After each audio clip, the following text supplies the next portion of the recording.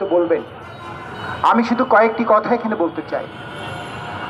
আমরা এই মুহূর্তে যে পৃথিবীতে আমরা বসবাস করছি, আজকে প্যালেস্টাইনের জনগণের উপরে, গাজার জনগণের উপরে ইসরায়েলের যে আগ্রাসন এবং ইরানের উপরে ইসরায়েলের যে আক্রমণ, তা এই প্রশ্নের সামনে আমাদেরকে দাঁড় করাচ্ছে প্রকৃতপক্ষেই এই পৃথিবী কি সভ্যতার মুখোমুখি হয়েছে?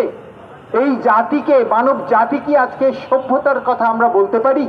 কারণ বহু আগে আমরা জানি একজন দার্শনিক যে সক্রেটিস, তিনি বলেছিলেন আইন হচ্ছে মাকড়সার জাল।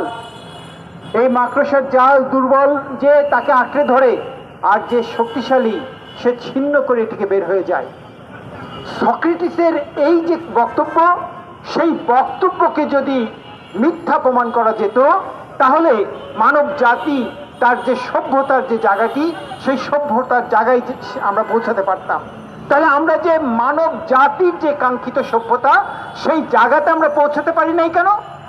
পৌঁছাতে পারি নাই কারণ আজকের যে রাষ্ট্র ব্যবস্থা, সেই রাষ্ট্র ব্যবস্থার মধ্যে মানুষের চেয়ে পুঁজির গুরুত্ব বেশি।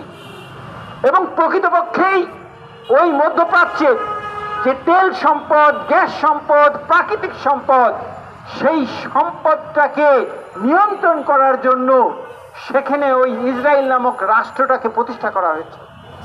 আমরা জানি ৭,০০০ বর্গ কিলোমিটারের যে ইসরায়েল রাষ্ট্রটা ছিল, সেই রাষ্ট্রটি কিভাবে প্যালেস্টাইনের শত শত হাজার হাজার মানুষকে হত্যা করে, নিপীড়ন করে, তাদের জায়গাকে দখল করে আজকে সেটা ২২,০০০ বর্গ কিলোমিটারের রাষ্ট্রে পরিণত হয়েছে।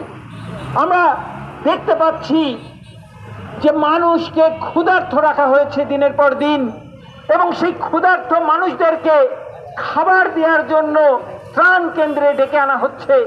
তারপর ওই ত্রাণ কেন্দ্রে যারা ত্রাণ নেওয়ার জন্য উপস্থিত হচ্ছে, সেই ক্ষুধার্ত নারী, শিশু, তাদের উপরে গুলি চালানো হচ্ছে, তাদেরকে হত্যা করা হচ্ছে।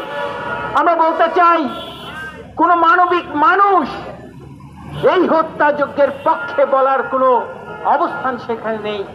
যারা এই হত্যাযজ্ঞের পক্ষে বলবে, যে কোনো কারণ দেখেই হোক না কেন, যে কোনো যুক্তি দেখেই হোক না কেন, মানুষকে ক্ষুধার্ত রেখে খাবার দেওয়ার আহ্বান জানিয়ে তারপর যদি তাকে গুলি করে হত্যা করা হয়, সে মানুষ হতে পারে না।